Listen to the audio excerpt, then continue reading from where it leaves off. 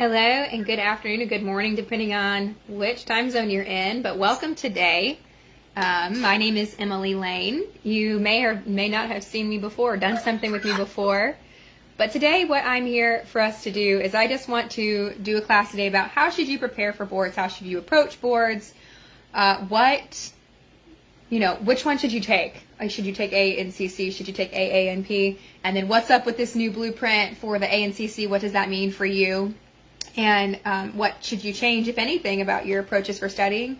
And then also, I'll do some practice questions with you guys from the Leak book, which is, again, my favorite book. And also, if you see me looking this way and this way, I'm live on Facebook and I'm live on Zoom, so I've got two different cameras going, but you'll be able to hear me throughout. Zoom, you will be able to see some things as I screen share. Facebook, you're just going to get to hear a lot of good information. If you don't already have pen and paper out, I would suggest grabbing something really quick, because there may be a few things that you didn't know or might want to take down notes on as far as test-taking resources or strategies, anything like that. Okay, so I'm going to go ahead and do a screen share for those of you who are watching me on Zoom. Okay. Give me just a second. It does take me a minute to get everything because I've got more than one screen going on here. That gets a little confusing sometimes as I've lost all of your wonderful faces. There they are. Okay. So let's start here. I want to talk first about AANP versus ANCC. So a lot of people ask me which one should I take. So I'll go ahead and let you know I took AANP. And that's just the one that my school really kind of recommended for us to take. And so I took it. I didn't even look at anything. All right, somebody needs to mute. I'm sorry. Okay. Please don't unmute for the time being unless you have a question. Thank you. So I didn't really question it or look into it or make an informed decision. If I could go back and do it over again, I actually would have taken ANCC. And I'll let you kind of, why I may have made that decision. And how that could affect maybe your decision. So first off, when we think about AANP, it's a little bit shorter. It's about 150 questions, 135 which are graded, 15 are not. You will not know which 15. It's not going to be marked for you to say, oh, these 15 are the ones that are just kind of these test questions that they're kind of testing out to see how the format or the topic goes. They kind of use that data to build their future tests. So then ANCC is about 175 questions, so it's longer. 150 are graded, 25 are not. Again, you will not know it's 25. They're just questions that they're trying out. When you look at AANP, it is all clinically based. You're looking at things that are, you're not going to have a question about like legal stuff or this kind of like non-clinical category. It's going to be all clinical based, all multiple choice. Whereas ANCC is like 90% clinical and 10% non-clinical. It used to be about 50-50, okay? They changed that about 3 years ago. You may hear some of your preceptors tell you that ANCC is harder. That is kind of no longer the case. If you look at pass rates since they changed their formatting, more people pass ANCC than AANP, percentage-wise. More people still take AANP. About 4 times as many people take AANP versus ANCC. So more take AANP. It does look like with that initial change about 3 years ago, that they did kind of rebalance it to make it similar enough to AANP that it's similar in pass rate. The interesting thing to me about ANCC is that there's multiple choice, drag and drop, hotspot, and multiple response questions. There's not very many of those. That gives you a little bit of PTSD back to your NCLEX days. But there is a few of those questions there. Not a ton. They're doable for the most part. You get 3 hours for AANP. You get 3.5 hours for ANCC. Both of them, you will get an immediate pass-fail. You will get a mailed report to you later if you happen to fail, telling you what areas you struggled with so that you know where to study more deeply. So on AANP, you need a 500 out of 800. ANCC, you need a 350 out of 500. So this does not equate a percentage. You can't divide 500 by 800 and say, oh, I need a 69.5% to pass. Each question is weighted differently on both of these boards. There are 3 levels of questions. There's very easy kind of memorized questions. There's things that take a little bit more thought, and then there's like case study questions. And so each question is weighted a little bit differently, so we can't tell you an exact number of questions you have to get right to pass. It's just a kind of around 500 out of 800, which means you kind of got to get 70%-ish, plus or minus about 2%, depending on how many you get right of the level 1 questions versus the level 3 questions. And that's on both of the AANP and the ANCC. We can't tell you a number that you have to get right. It's a 68 to 72%-ish. Okay? Let's think of any other questions that I might have a lot of other information that's kind of... Okay, so one of the reasons why I wish I'd taken ANCC is because when you recertify, there are 8 different ways to recertify with ANCC. It includes practice hours, research, teaching hours, preceptor hours, all this kind of stuff. Okay, so it's got a broad range of ways to recertify, whereas AANP has only one way, and it's only practice hours. And for most people, it's fine because it's just 1,000 practice hours every 5 years. That's working 6 months. Full time. That's 1,000 hours. So most people can do that. That's fine. I appreciate the ANCC because they, practice hours, CEs, writing publications, things like that. And that typically seems to be better for those in academia or research. And I'm in academia. I work very per diem. And so I think if I could go back, I would have switched into ANCC to do that. Okay, how often do the tests change? So AANP changes every year, usually in May. COVID's kind of messed up my predictability in some of these things, but it changes every year. There's 2 forms of the test. They make 2 different tests. That's why you can only take it twice in a year, right? Because there's only 2 forms. So you take one. If you bomb it, you can take the other one. But again, you're not going to bomb it, right? You're going to take that the first time and be good. All right. ANCC is updated every 3 to 5 years. Its last update was a little over 3 years ago. Their new update is going to release on September 28th. And if you look at some of the key changes, again, I feel like they just keep making it more and more like AANP. When I look at this new blueprint, I'm like, well, that looks a lot like AANP's blueprint. Do I think you really need to change your way of studying? No, I do think you still need to spend, if you're going to take ANCC, you do still need to spend a few minutes in Leek's book in those last few chapters that talk about non-clinical information. You do not need to spend a ton of time studying there, but you do need to at least be familiar with some of that information there. Again, I think they're just making it sound more and more like AANP, and that's my opinion. But if you have Leek book, which is the book that I highly, highly recommend, I have the 3rd edition. 4th edition just had some updates. They added some color to the pages. They fixed a couple of errors that were known in the book, but it's by and by the same. So if you look at section 6, professional issues, that's the section that you need to review only if you're taking ANCC. You do not need to look at that section at all if you're taking AANP. And again, there's only going to be a handful of questions in that category because again, they keep pulling away from that. As far as the age groups, body systems, drug agents, everything like that, they kept it the same for ANCC because again, it's the same knowledge. They just have kind of changed the content domains to be ADPIE, which we recognize from nursing. But when I read the descriptions of the 2019 blueprint and the 2022 blueprint, it's not going to be a remarkable change. So do you need to change the way you study? No. I think if anything, you spend even less time on the non-clinical information. But again, that section 6 is what you would review inside of Leek book. Just spend like one of your study days on it. Put it on some note cards. Memorize those little definitions, and then go back to studying your clinical stuff. And so that's my opinion on the new blueprint. If you have any questions throughout, there's a chat box. So drop your questions in chat box if you have any while I'm going through. And if you're on Facebook, you can comment. All right, so one of the big ways that you need to approach studying is that you're going to tackle things by diagnosis, by body system. And that's going to help you break it down in your head, keep it in this kind of systematic way. And you want to focus on these things. These are the parts that boards will focus on. So they look for the cause. So causes of disease, like the most common cause of a disease. Boards love most common questions, let me tell you. Most common cause of death in this age group or this gender or in pediatrics. Most common cause of this type of cancer is related to this thing. So look at your most common causes when you're studying. Highlight those.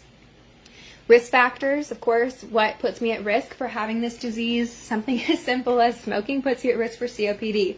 would extrapolate that down through all of your other diagnoses. You're next going to want to look at how the patient presents. So that's a lot of the subjective stuff where they're coming in like, what are they going to say to me? What is somebody with this disease going to say to me? And on examination, then what am I going to find? You also want to look at diagnostics and lab work that might be associated with that. For AANP, you do not need to memorize any lab values. They will give it to you as well as the range. You need to know how to interpret it. What does a low hemoglobin mean? What does high white blood cell count mean? What does this PSA mean? That kind of thing. So what does it mean? For ANCC, you will need to memorize some lab work. You need to focus in on the CBC, CBC with diff, BMP, basic metabolic panel, a thyroid panel, PSA, cholesterol, liver enzymes, the diabetes things like A1C, sugars, ESR, and an iron panel. Those are the labs that I would focus on. Spend a lot of your time memorizing your CBC and BMP, all right, and then work on the others after that. And then for AANP, you still want to focus in on those labs and like what they mean. You just don't necessarily have to memorize values. And then with AANP, another kind of weird trick is that if there's two questions within the exam, both of them are talking about, say, like like a hemoglobin level, they'll give you the normal range on the first question that you come across, but not on the second question that you come across. So whenever I took boards, every time I saw a lab value written down on AANP, I wrote it on my paper so that I wouldn't have to click back through like 40 questions to find it. That's just kind of a weird tip. Then the other thing you want to focus on is any scores or scales. So is there a Centaur score? Is there the PSI for pneumonia? Is there CURB 65? What kind of scales and scores are associated with this diagnosis? And then you can fold in your treatments and your pharmacology from here. And using your evidence-based practice guidelines, I say stick with your, memorize your first line. You can memorize the second line and then the penicillin allergy alternative if you're talking about infectious diseases. But they talk about that first and second line drug, so that you're prepared with the first thing that they come in the door with, a treatment failure plan, as well as an alternative if it's infectious diseases and they have a penicillin allergy. Those are the treatments that you want to focus on. Another question I get a lot of time about boards is, okay, so if two different bodies of knowledge disagree with each other, so like this body of knowledge says Augmentin is the first line, and this one says amoxicillin is the first line, am I going to have to pick on boards between those two? No. They're going to list one of them and then three other unassociated drugs. So you are not going to have to worry about, does this body of knowledge agree with this one? So even when we're thinking about sinus infections, one body of knowledge says Augmentin, another one says amoxicillin. They're not going to make you pick between those two, okay? And then the next thing would be like follow-up and referral. What kind of follow-up and referral do we need for this kind of diagnosis? Have they come in 3 times for this same problem? Have they had 3-year infections in 6 months? Have they had 4 UTIs in the last year? When is the criteria for me sending them out to another provider? That's kind of another thing that boards likes to talk about. Because, I mean, what's your goal as a first-year nurse practitioner is to be able to treat things first, like the first-line treatments for most of the diseases you're going to come across. Can you identify the red flags that need to go to the ER right now or see somebody right now? And do they need to go see somebody else beside me? You are the gatekeeper. And to me, that's how you can kind of break down the 3 aspects of being a family nurse practitioner. Can I handle the normal stuff? Can I identify the red flags? And when do I send them to somebody else? And that's what boards is looking for. That's the knowledge that they're looking for in the first year. So I find that that's where the question material reflects. Okay? So how do you want to prepare for boards? How do you make a good study plan? So you want to decide your timeline. It could be anywhere from 3 to 8 weeks. Some people take it slower. Some people go a little bit faster. I like a good 3 week as kind of my minimum. As far as intense study, you may be studying a lot during your final semester, here and there. But you want a good 3 weeks of intense study. Some people do take up to 8 weeks if they're doing it while they're working a full-time job, or they're, studying while they're finishing up school so that they can take boards on like day after graduation. It kind of depends. So how much time will you commit each day? You should only study in like these 1 hour batches, right? I'm all about the 1 hour. You kind of make your body go into a parasympathetic state if you sit too long. Your body starts thinking we're doing rest and digest, and so you stop retaining information. So you got to get up every hour and start moving around. I've been tutoring and teaching for 10 years. At an hour, I've never seen a student's eyes not glaze over. So you've got to get up and move after that hour. Next, some people can study 3 or 4 hours in a day. Just break it up. Make sure you're moving and not just sitting in your chair for those straight 3 or 4 hours. Next, you want to attend a board review. You want to do practice questions. You can do LEAK or APEA as far as practice questions. I like LEAK over everyone else because it is the best predictor of the actual percentage that you need to make. Again, you want to be somewhere between that 68 and 72%. LEAK will accurately reflect that because they are most similar to board-style questions. Fitzgerald's questions are nothing like boards. If you are able to answer questions, you do have good knowledge, but you haven't seen questions that reflect the style seen on boards. APEA, similar but not as strongly against them. APEA questions are hard. If you are making 65% on APEA exams, I think you're doing well. Okay? Don't even score yourself on Fitzgerald. If you're doing those questions, don't worry about what score comes out in that. Just use it as a learning guide. Okay, I couldn't answer this question. I need to study more about that topic. But those don't reflect them. PSI does not reflect. Barkley does not reflect.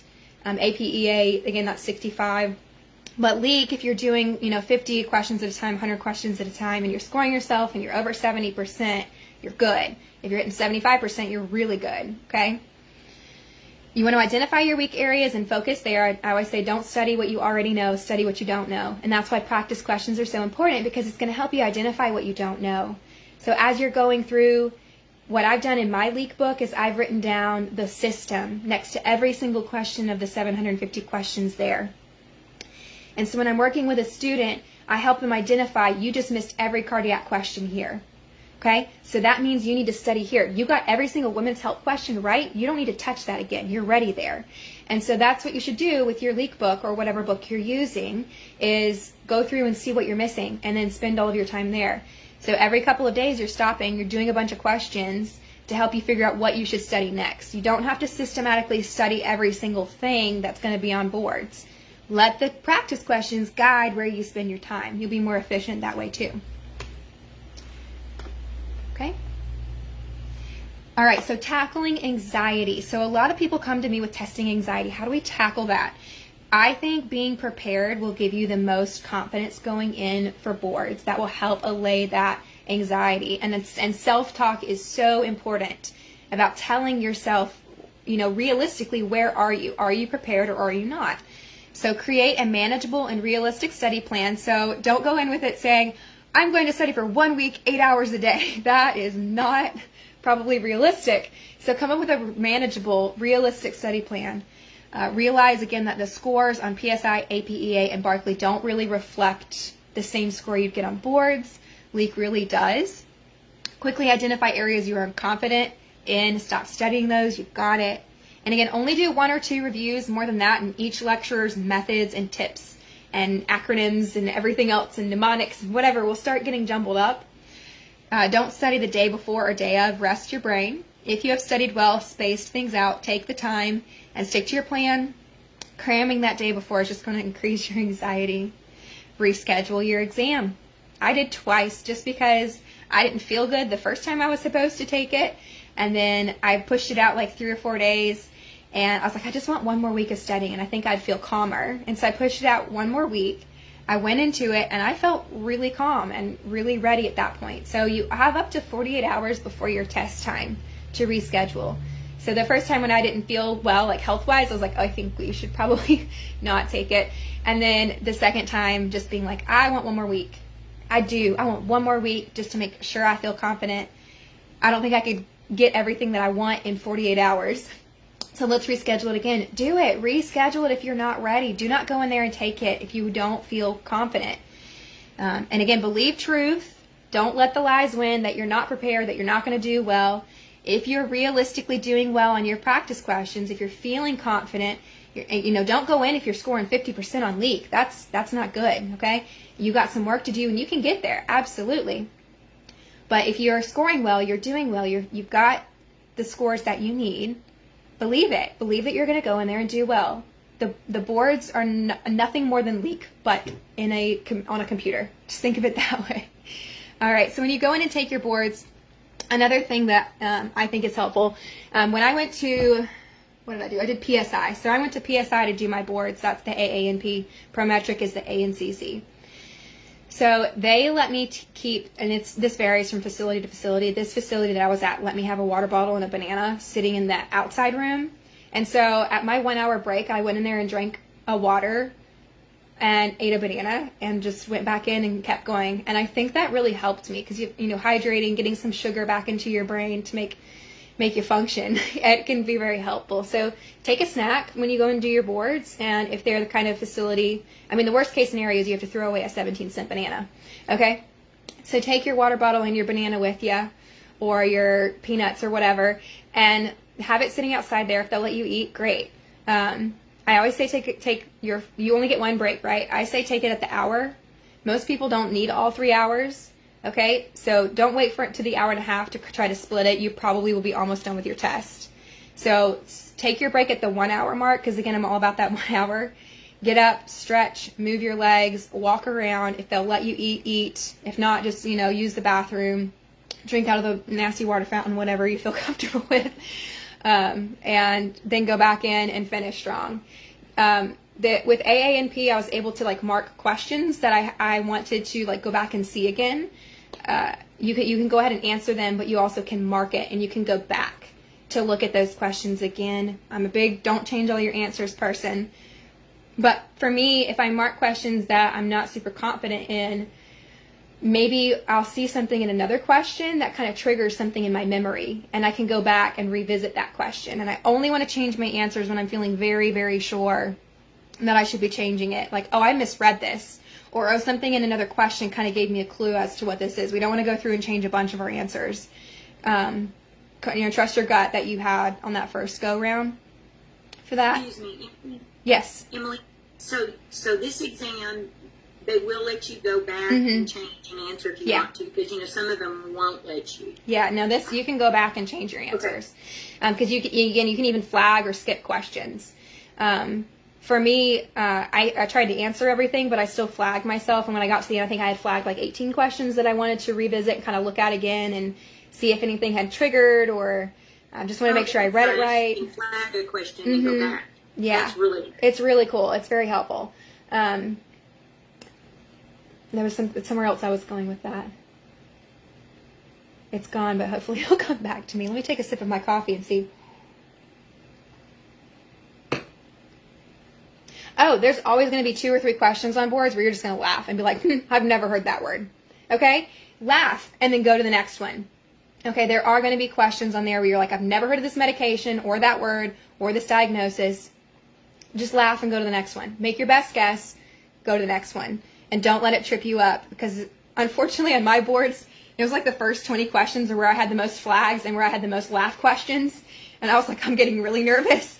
And then I got to question 20 and everything started getting much better. It's like, oh, this is what I'm familiar with. This is leak. This is what I expected.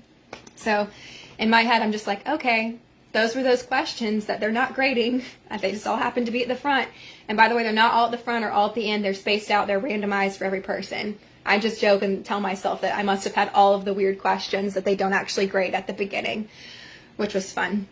But just keep going. Keep telling yourself it's going to be okay. Keep breathing. Give yourself good self-talk. I'm all about that good self-talk. I've got this. I'm ready. Next question. Each question is its own question. Just because I didn't know the last one doesn't mean I can't look at this one and try to do it well. So separate each question almost into its own test. Okay.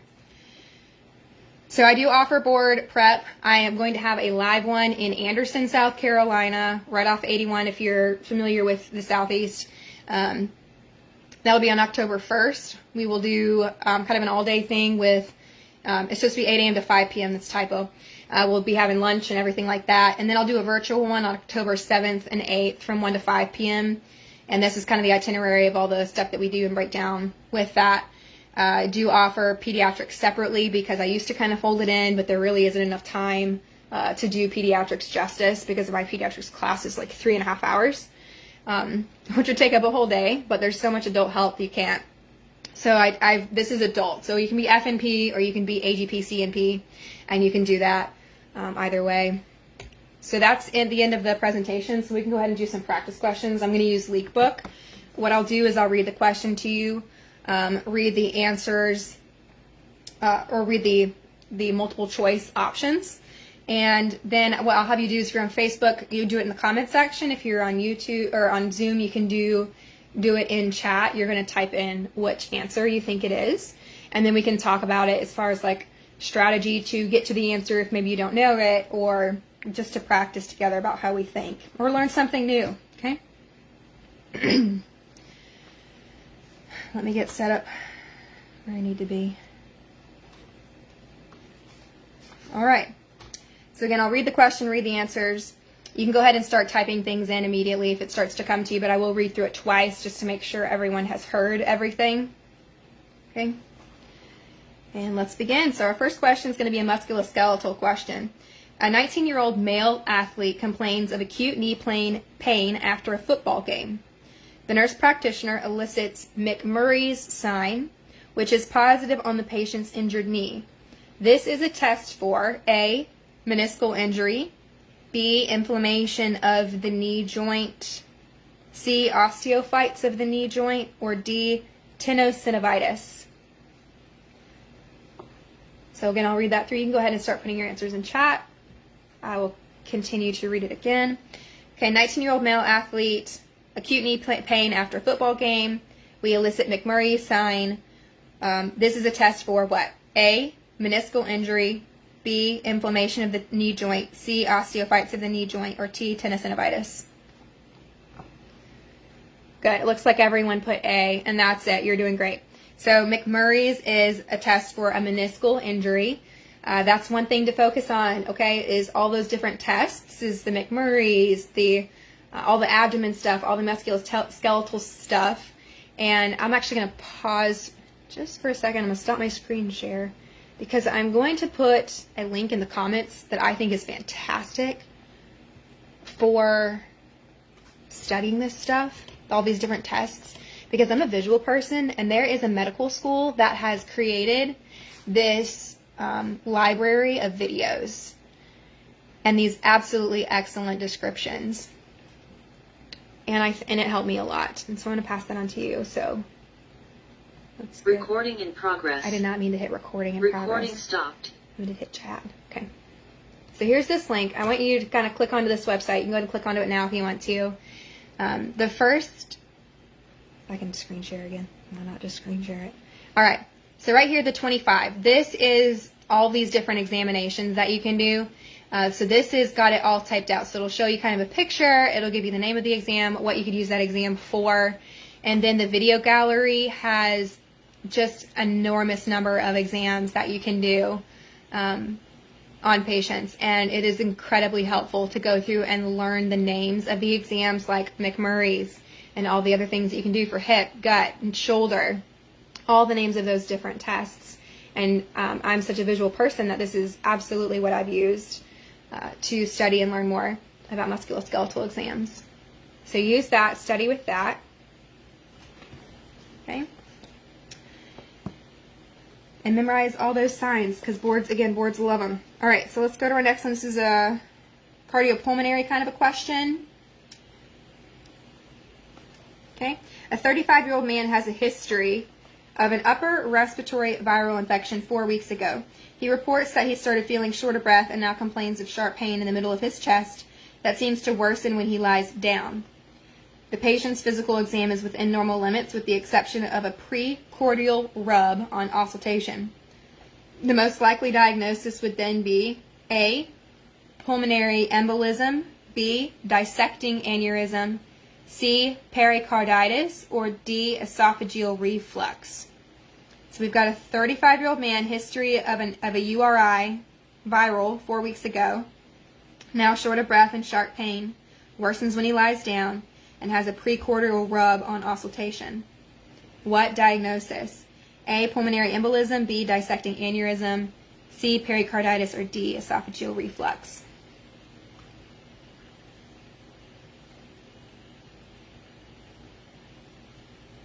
Awesome. I'm seeing everyone answer the same for the letter C. Yes, this would be pericarditis. So if it's following a viral infection and we're having this kind of new chest pain that's kind of shifting with movement, worse when we're lying down, we're looking at pericarditis. And this happens in young men. I mean, so they come in with this chest pain, they're thinking they're having a heart attack, and it's just this inflammation around the sac, and it's inflammation of the sac around the heart following a viral infection.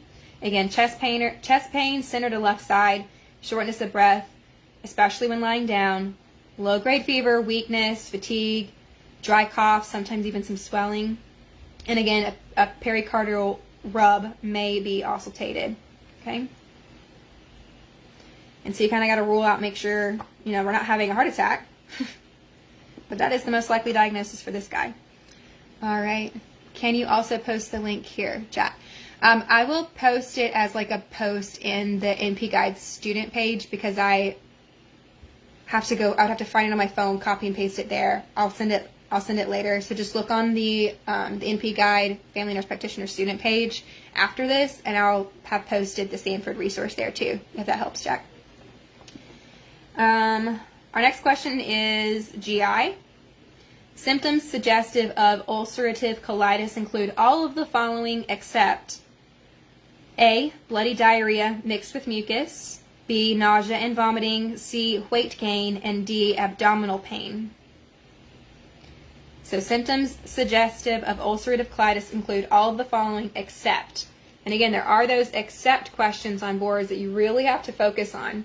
That's why going back through and reading your questions on boards a second time, like after you've gone through it once, can be helpful, because I did catch myself on 1 or 2 questions where I had misread the except part. So make sure you really notice if it's a not or except.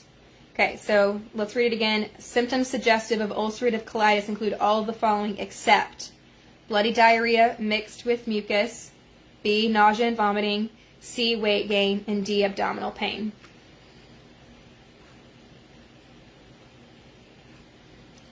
Good, and that's what I would expect. Is C is it's not weight gain, it's the opposite, it's weight loss. Because if you're not absorbing your nutrients properly, you're not going to be gaining weight. Okay.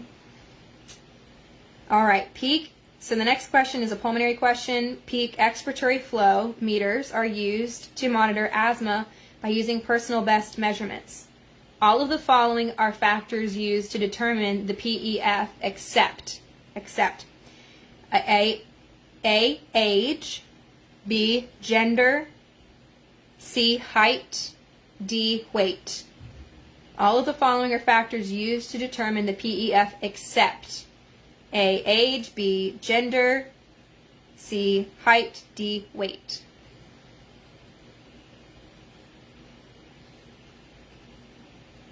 Yeah, and we would not use D, the weight. So the mnemonic here is HAG.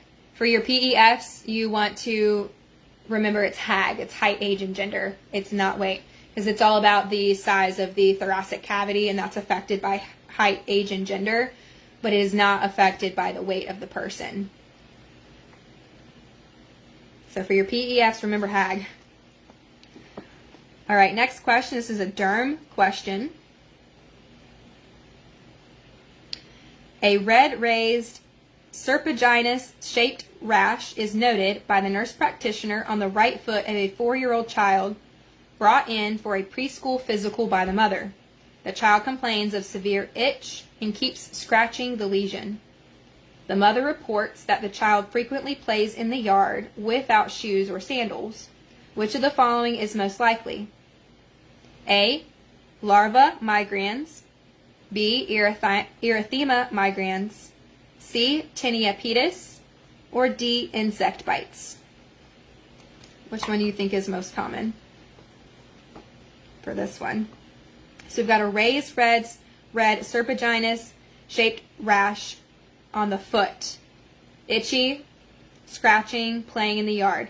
Is it A, larva migrans, B, erythema migrans, C, tinea pedis, or D, insect bites?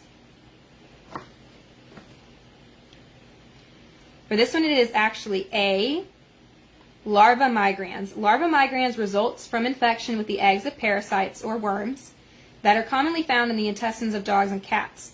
Children are at high risk of developing this infection if they come in contact with dirt that is contaminated with dog or cat feces. Eating foods that are grown in contaminated soil and or raw liver are other means of transferring the infection. After the eggs hatch, the parasite can migrate to the other organs of the body if left untreated. That's definitely interesting. Sorry, I'm admitting somebody into the group. So that's definitely interesting. So it's the shape of the rash, the fact that they were playing in the yard barefoot. That's going to be kind of the two things for me. All right, hold on.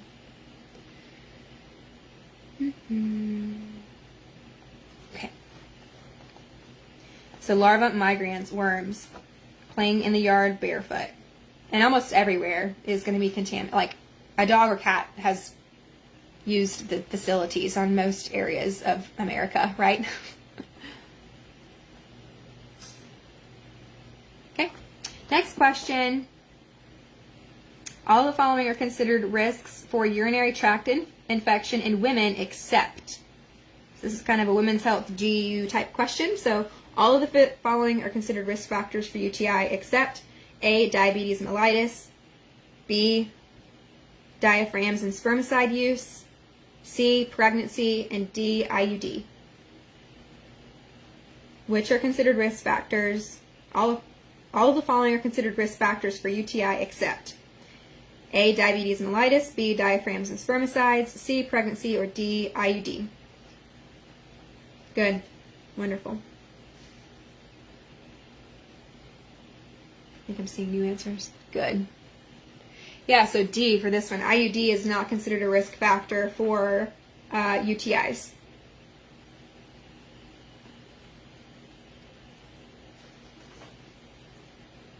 All right, we got a gynecology question. You are performing a pelvic exam on a 25-year-old sexually active woman. You palpate a tender and warm cystic mass on the lower edge of the left labia majora, which is red. The most likely diagnosis here is A, Skene's gland cyst, B, systole, C, lymphogranuloma venereum, or D, Bartholin's gland abscess. So again, it's a tender, warm, cystic mass on the lower edge of the left labia majora, and it is red.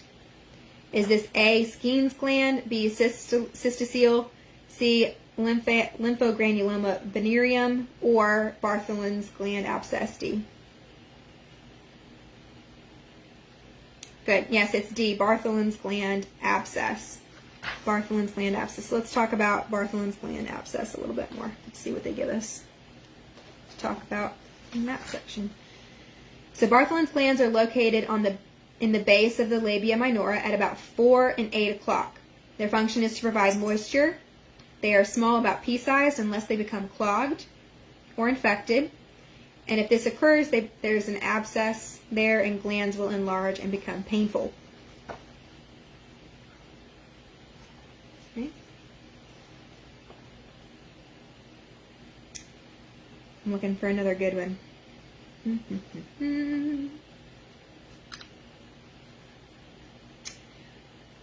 Let's do another OB question. A 25-year-old woman presents with severe right-sided pelvic pain that began 48 hours ago. She reports small amounts of vaginal bleeding. The pain is aggravated by jumping or any movement that jars her pelvis. The best initial intervention is which of the following? A, to do a follicle stimulating hormone test or FSH test. B, urine human chorionic gonadotropin test or HCG test. C, pelvic ultrasound, or D, a CBC with white cell differentials. So again, we have a woman presenting with severe right-sided pelvic pain that began 48 hours ago with vaginal bleeding, pain which is aggravated by jumping or any movement that jars her pelvis. What is the best first intervention? A, FSH test, B, HCG test, C, pelvic ultrasound, or D, CBC? What do you guys think? What would you do? So we always want to start with, like the least invasive, right? We're going to start pretty, what can we do quickly, So we're going to do that pregnancy test, the urine HCG test. So severe right-sided pain with vaginal bleeding requires an evaluation for pregnancy, which can be done very quickly in the primary care setting with an HCG test because those are on hand. They're very quick. They turn positive within 2 minutes. And then and you can also go ahead and draw a serum HCG. That can be drawn at the same visit right now. If we believe it to be a ruptured ectopic pregnancy, which is your big red flag right here, you can call 911, but it would be very helpful to have already done that HCG because we're looking, I would initially think like, okay, this is kind of gallbladdery or something like this, but the location of the pain, but the vaginal bleeding is what makes me think, a lot of pain and some bleeding. I'm more suspicious of an ectopic pregnancy here because that jumping, jarring pain occurs with ectopic pregnancy and gallbladder because they're so close to each other that those nerves are close enough to each other that the same motion will make both of those things hurt, the gallbladder and the ectopic pregnancy. Another thing that can kind of mimic it sometimes is if someone has a lot of gas that's been trapped inside of their colon, so they're just very, very gassy and they're not being able to pass it very well. That can mimic the pain at times. So that's kind of your things that are running through your head when you're thinking of this right-sided pain. But with the vaginal bleeding, I'm thinking we either have pregnancy or we've got an ectopic pregnancy. If they're not shocky, we're not having to call 911. If we're looking shocky as well, we're thinking about 911, ruptured pregnancy or something like this. Okay? All right. Let's do a couple more. Got another Zoom meeting at 2 that I got to get to, so I'm trying to pay attention to the time. Okay. All right. There is a higher risk of bolonitis in which of the following conditions? Bolonitis. Which one has a higher risk? A, renal insufficiency. B, diabetes mellitus. C, Graves' disease. Or D, asthma. So give me your answer, and then bonus points. Define bolonitis. Higher risk of bolonitis in which of the following conditions? A, renal insufficiency. B, diabetes mellitus. C, Graves' disease. Or D, asthma. And then bonus points for defining bolonitis.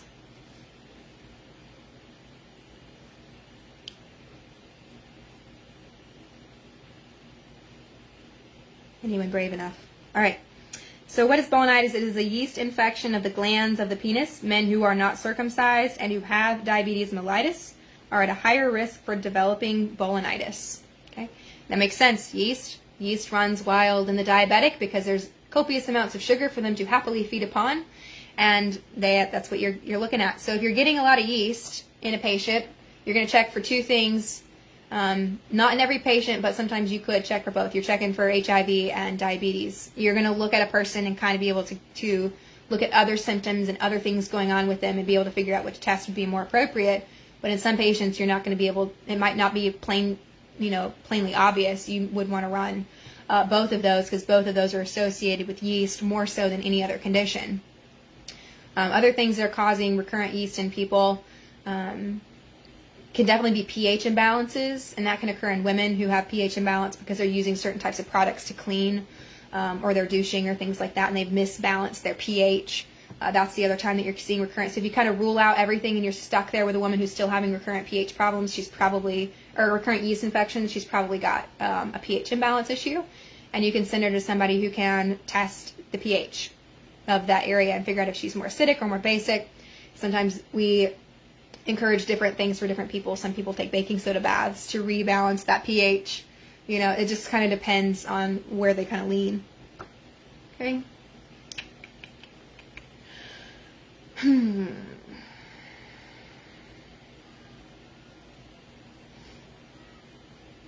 One more good one.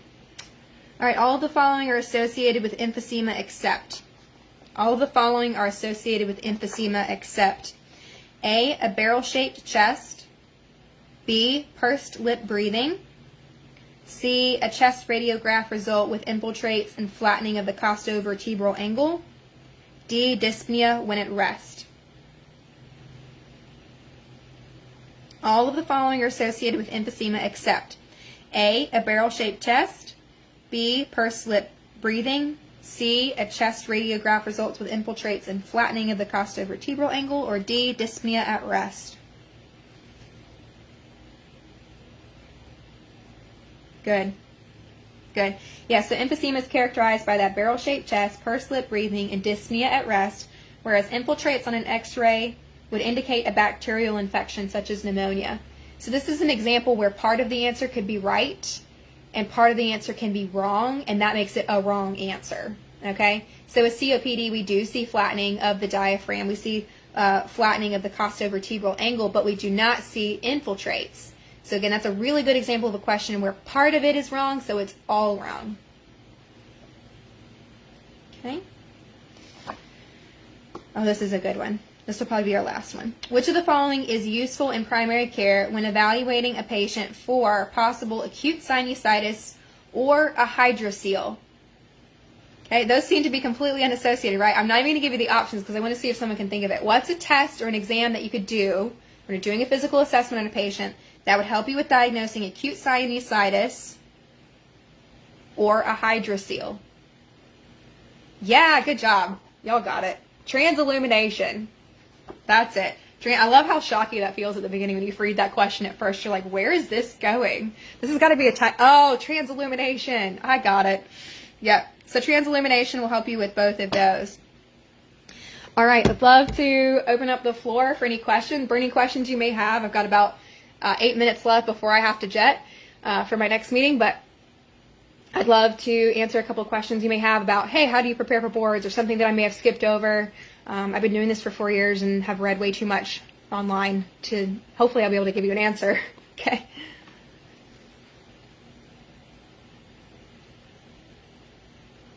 Where's a good place to find leak practice questions aside from her book? She's got the flashcard set, and they're the same questions. The app has the same questions, so if you want to buy just the app, you can. The book comes with the app, or you can buy the book buy the app by itself. And so the questions are in those three places: on her flashcard set, in the book, and on the app. And with that being said, they're probably also on the website, like associated with the book. So again, you may not have to buy the book to get access to the website. A lot of publisher websites, this one comes with Springer. A lot of publishing websites allow you to buy the virtual access without buying the physical book. So that might be a fourth place. So you can definitely get the practice questions without the book by doing either the app or the flashcards. I liked the app personally because then I could be standing in line at Walmart checkout and be like, let me do 10 questions real quick. So that's good. Other practice questions that I did do the APEA practice exams. There's like a 2-pack for $55. I did them. I did one at the beginning of my studying at day one, and then before my final test date, rather than me adjusting it, I took it like 3 days before, and I did really well, and I was like, yeah, I'm ready. I don't need to reschedule it or anything like that. And I wanted to make sure I either stayed the same or got better, and I actually had improved by like 4 points on it from the initial time that I took it. So knew I was going in the right direction.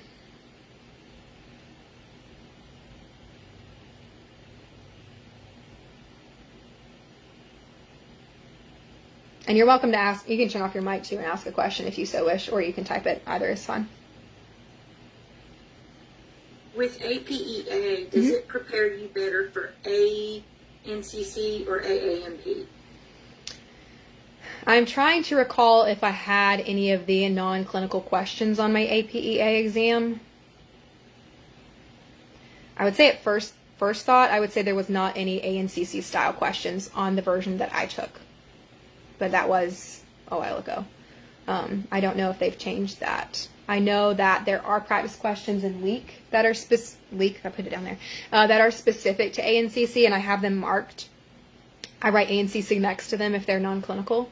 And there are a good number of questions in LEAK that you can, pick out. Oh, that one's ANCC. It's clearly about policy or rights, or like can a 16-year-old come to me and get birth control? Like, it's all about the legal aspects and the scope of practice laws, and insurance. Like, what's a third-party payer? What's Medicare? What's Medicaid? What's private insurance? What's a PPO? What's an HMO? Like, that's the kind of stuff that it's talking about. I don't think APEA had any of that stuff on there. If it had, I probably would have just mentally bumped up my score a couple because I didn't study any of that stuff. But no, I don't think so. Again, it will prepare you otherwise. Pardon? Can you take both tests? Yeah. Okay. So that's another question I get. Should I take both? Can I take both? Yes, you can take both. You can absolutely take both. You can maintain both certifications throughout your entire career. There are several different ways to go about it. So some people will go ahead and kind of sign up for both and then only recertify, like if they pass both, they end up only recertifying one of them at that 5-year mark. And then, because some people are, like they have a job waiting on and they're worried they're not going to do well on one or the other, so they just sign up for both to take both. There's very few people out there that really want both certifications because it's extra money and extra effort. I always say pick one and be super confident. Go out there and tackle it and do your one and make your decision based off of some of the criteria kind of provided today about the pros and cons of each. Another thing I didn't mention is I think the ANCC's exam is like $100 more. So it's longer, more questions, and like $100 more. It does have more options for recertification. And again, I think every now and then you might hear like a much older or someone who's been practicing for a very long time say, oh, you should take ANCC because it's more preferred. That is also fallen out of practice. ANCC and AANP bear equal weight. I mean, there's like a 1 in a million chance that you'll actually run across a clinic that says, no, we would prefer if you were ANCC over AANP. It's just not a thing anymore. It really, really was, because AANP is a newer test than ANCC, but they've both been around for, I think, over 20 years now, so there's not that this versus this anymore. Okay. But yeah, you can take both, you can pay for both, you can recertify both, and you can maintain them for the entire length of your career if you feel like it. That's absolutely fine. You would just be an FNP-BC, FNP-C. You would be both board certified and certified.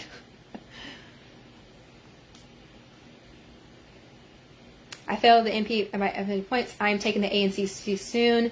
Do you think it is necessary to review the non-clinical questions in depth? For you, I would say yes, because you were close. You were very, very close the last time you took boards. You're going to need every little point that you can get, right, to get there again. So I would spend some time on those non-clinical questions to make sure that you're getting every point that you can get, so you're super ready, super prepared. So again, get LEAK, section 6, review that stuff, kind of notice that there are questions in LEAK that are specific to ANCC.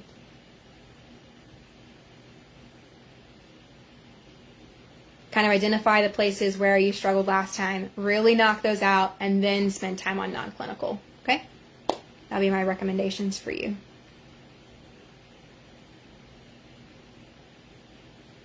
You're welcome. Any other questions? I welcome any type of question. Probably one more and then I'll have to jet.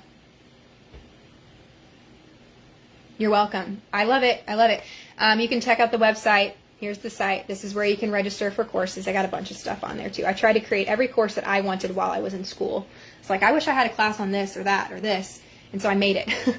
So I've got SOAP Note, Pediatrics, Primary Care, a couple others. So go check it out if you need a class or course to get ready for boards or class or clinicals. I do offer reviews.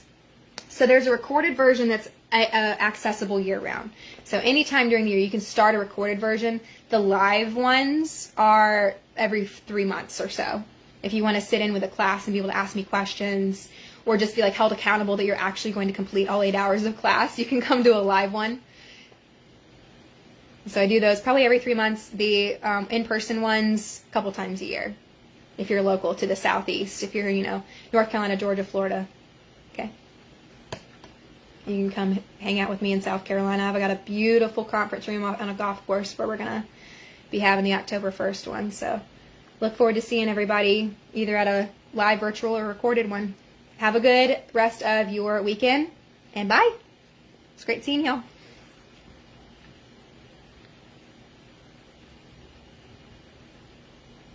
Thank you, Heather. I'm glad to hear it.